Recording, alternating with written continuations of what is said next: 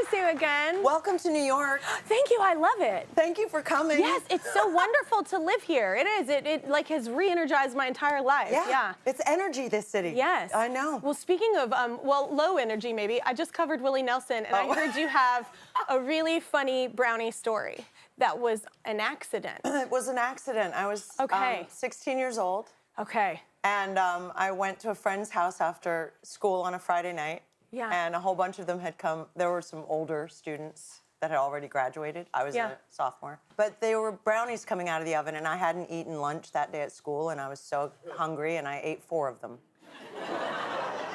And no one told you they were special brownies. They all assumed I knew, and I didn't, and I started having the worst trip of my life.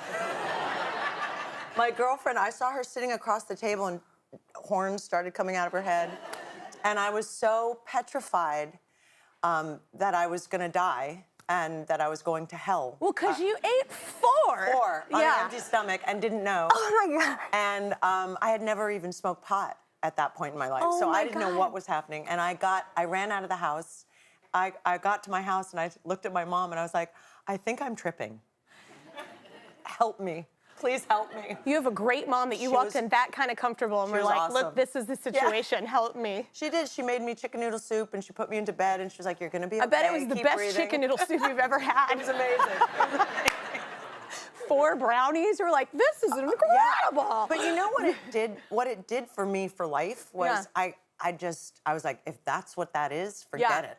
Because it was the PTSD, the idea of putting anything into my body and then not being able to recover, I can't. And you've lost all control. Yeah, so I mean, I wish. I have friends who are like, you just don't know how, just a little nibble. I'm like, forget it, I can't do it. Yeah, oh man, yeah.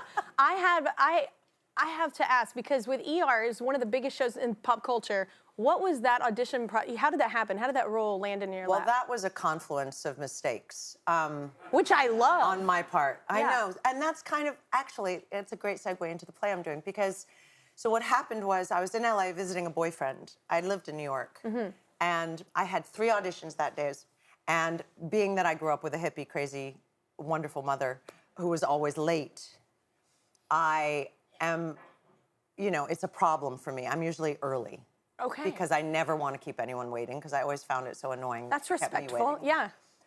So anyway, I got to ER. I had 2 other auditions afterwards, and there was probably 50 people in the waiting room, and they were running 2 hours behind, and I was pissed. I was like, I'm gonna be late for my next auditions. This is not okay.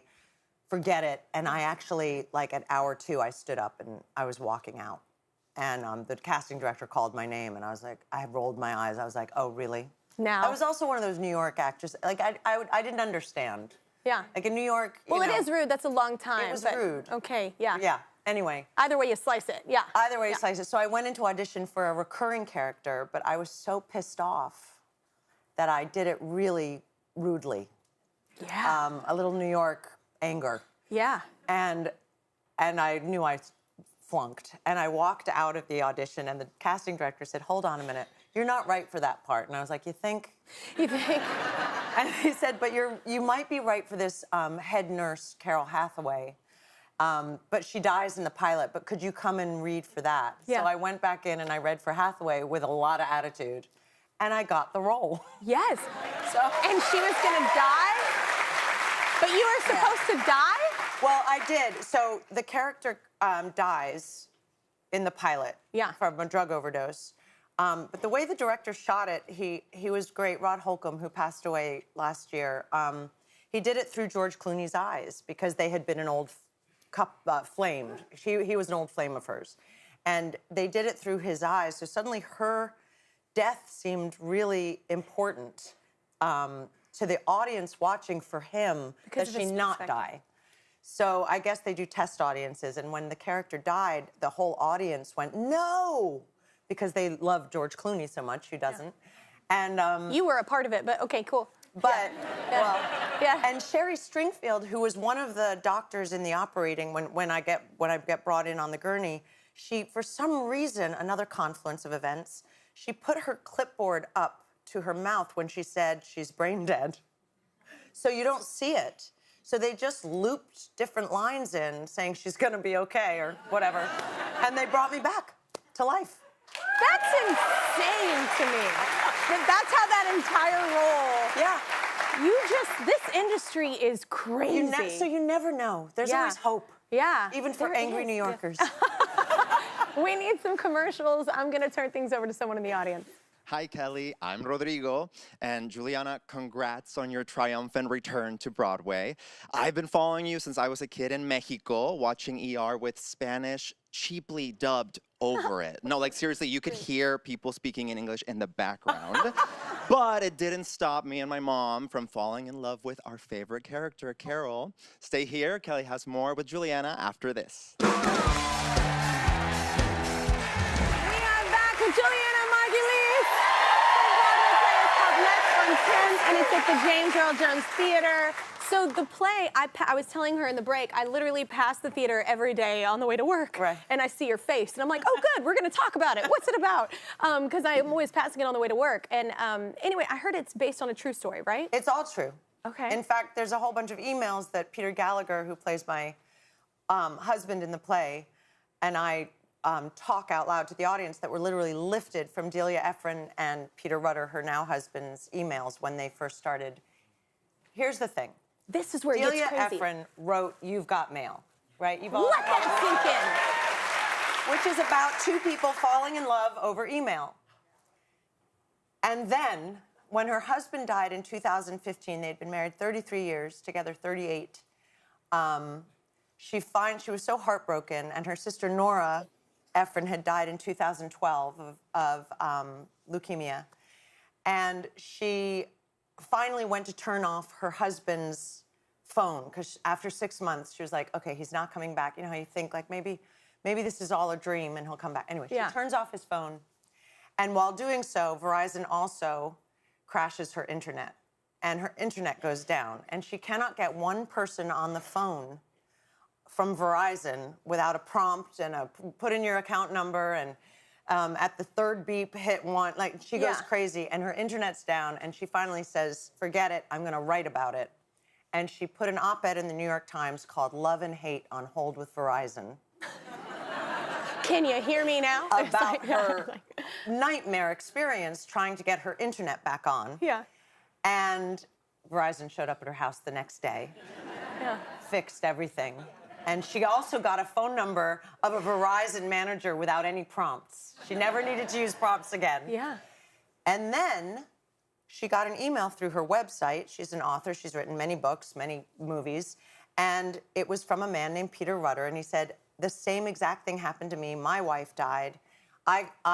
They crashed my internet. I couldn't turn her phone off. But actually, your sister Nora set us up when we were 18. And we had a few dates. I didn't know this part. This is an incredible story, and it's all true. And she said, wait, she didn't remember anything. And they start an email exchange, and they fall in love over email, and it comes blessed by Nora, her sister, because she set them up to begin with. Crazy. But what's even more crazy is that she met him. He emailed her right after she got invited to go to Houston to speak at a conference of Jungians, who are psychoanalysts that follow the teachings of Carl Jung, the thinker and psychiatrist. Mm-hmm. She's like, well, I know that much about them, but otherwise I know nothing. If I'm going to go to Houston and do this talk, I should meet a Jungian, because what is a Jungian? Then she gets this email from this man, literally 3 days later. So she's like, oh my God, I'm getting an email from a Jungian. Turns out she dated the Jungian. Doesn't remember it, but she dated him. They fall madly in love. He's in San Francisco. He moves to New York. They fall madly in love, and she keeps saying to him, she couldn't be Nora's stem cell donor when Nora was dying of leukemia, because when they tested Delia's blood, her bone marrow was a little wonky, not exactly sick, but potentially. So she was getting tested twice a year at Weill Cornell with this incredible doctor, Dr. Robos, who became like a dear friend of hers. She's an amazing oncologist. And she kept saying to Peter as they were falling in love, like, I don't know if you want to do this because I could get what Nora had. And he talks about totality. He's a Jungian psychotherapist. So totality means seeing a solar eclipse in totality, not a half solar eclipse. Like, live your life fully. Live every moment. Don't worry about the small stuff, because if we're not living right now, what are we waiting for? Anyway, they fall madly in love. She gets diagnosed with leukemia. But science is amazing, and it's 4 years after Nora had died, and now they can do something called a haplocord transplant. Now, a haplocord transplant is where they take stem cells from an adult donor, but also from a baby's cord blood when a mother donates the cord after giving birth. Which are like the most pure form. The most pure form. They're very strong. But there's a lot of graft versus host diseases that can happen where your body is rejecting the new stem cells. And the patient can go through a lot of horrible things. And there's a 20% chance that it works. And so Delia was like, 20%, is it worth it? If I don't do it, how long do I have to live? And the doctor said, you have 4 months. I think it's worth it. So she does it.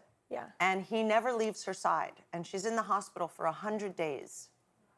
And she goes through a horrific experience. And he never leaves her side. And one night, he's noticing that her oxygen levels are dropping at a very alarming rate. And he turns up her oxygen. Anyway, she lives to tell the story, to write the memoir, and now to make it into a play on Broadway. And they live around the corner from my house, and they're madly in love. And it's a beautiful story. It's like a fake story. Also, Peter Gallagher, who plays my husband in the play, who's just so dreamy and talented and beautiful. And sweet. And sweet and kind. He and I had known each other for years, but never, he was on The Good Wife, but I didn't get to do any scenes with him. Yeah. Christine Baranski had him the whole time. I was so jealous. Love her too, though. Yes. So, love her too, though. But yeah, so anyway, so I'd been wanting to work with him forever. And then the audience responses have been so beautiful. I mean, people are laughing and crying and just joyful. It's about hope and love and life. Which we need. But definitely bring some tissues. Oh, and man. And I love that it's so hopeful. I feel like we need more of that. We need that right now in the world. And I think people really feel connected in the audience. Like all my friends who have come to see it, they're like, it's as if we all know each other. Like by the time we're all walking out, people are holding hands they've never met before. So it's a very hopeful, uplifting story. And also, Dr. Robos, who's come quite a few times, has told us that the rate of transplant patients has gone up because they see this hope. Wow. And so, because someone tells you 20% and you're like, what? When you hear am I going to give up the 4 months possibly? Right. You know? Yeah. It's such a joyful night at the theater, and we're having so much fun doing it. It's exhausting, and yet the next morning I wake up and I can't wait to get back on stage and tell her story. Yeah. Yeah. Oh my gosh. All right. Well, again, the play is called Left on 10th, and it's running now at the James Earl Jones Theater. We've got a game coming up next. We'll be right back. Welcome back. Julianna Margulies is with us, y'all. The Broadway production of the play Left on 10th is running now at the James Earl Jones Theater. It's the story of a real-life romantic comedy that happened to the writer of one of the best romantic comedies ever, You've Got Mail. And in honor of that, it's time for a game called Rom-Com On Answer Already. Rom-Com On Answer Already. Wow! Somebody had caffeine this morning. Okay, Lord, can you help us out? God comes to our And show. hey there, Kelly. Hello. Hey, Julianna. How y'all doing there? Oh, sexy Lord. Yeah, that's right. Oh, yeah. You know what I'm talking about. You know what I'm throwing down. I hear you. So in this quiz, every answer has to do in some way or another with a famous romantic comedy. All you have to do is hit your button and answer if you know the answer. But if you're wrong, the other person can steal. Ooh. Now, Kelly, you playing for the band side of the audience. Yes. Come on, make some noise now. I And didn't feel it on Julianna, the face, you but are it's playing fine. for the other side. Make some noise, other side. And there you go. There you go. I feel like I'm going to disappoint. See where I stand. Okay. Okay. And the winner will get a prize for her side, and the prize will be special brownies. So everybody, get excited. Maybe. That's not true. Anyway, let's start with an easy one. Here we go. Well, don't In say what that. rom-com In what rom-com was there a girl who was standing in front of a boy? I'm just a girl Notting standing Hill. in front of a boy. Oh. What? What? Well, now that's a very unusual situation. Did my buzzer go off or did you? No, Mine did, but I honestly was going to say a different movie if I'm being honest, so you can have it. Okay, all right, that's good sportsmanship. Okay, here's your next question. In the rom-com Clueless, the main character, played by Alicia Silverstone, was named after what famous singer? Cher. That is correct. Yeah! Okay, here's the next one. Okay. 8 words, 8 words. John Cusack, outside your window with a boombox. I know the movie, but 8 words? The 8 words. John Cusack. Thkelly? I know it's Say Anything, right? It is Say Anything. There you go. Wait, wait. We thought I the said the question 8 was, words. what are the 8 words? What are the 8 words? We all knew it No, was no. Say The Anything. question God, was you the are question not was good 8 at words. The question was 8 words. Oh my God, we both knew it was Say Anything. I was like, I don't know the 8 What words. are the 8 words he's saying when he's holding up the boombox? I know I said 2 8 of them. words. That's right. Okay. Okay, You what? got to pay attention, Julianna. You got to pay attention to the me too, Lord. I You guess. got to pay attention to the Lord. Okay, here's your next question. This romantic comedy featured Maya Rudolph not quite making it to the restaurant. Bridesmaids. It is Bridesmaids. There you go. There you go. Now we're talking. She was like, yeah. Truly one of my favorite scenes Best I've ever seen in a scene movie. ever. I cry watching it. Okay. Okay, here's your next question. This rom-com took place on February 2nd, then took place again on February 2nd, and again. Oh, no, wait. Leap year? No, that's not right. Did mine go? Mine's not going. Groundhog Day? It's Groundhog Day. There you go. That's the steal. I haven't That's seen the that steal I'm movie looking since for. I was. I don't actually know if I've seen that movie. I know, right? Yeah, yeah. Okay, don't you shame me! Don't you shame me! You're not getting any gifts. They're turning on you. They're turning on you. All right, listen, that sound means that this meet cute is over, and we have time for one more question. Now, in my book, it's all tied up, so you know what? This last one's going to be winner takes all. All the marbles. This is going All to the be winner marbles. takes all, okay? In The Devil Wears Prada, Miranda Priestley asked her assistant, Andy, to get her an advanced copy Of Harry Potter! of Harry Potter, and there it is. Kelly has crushed this game.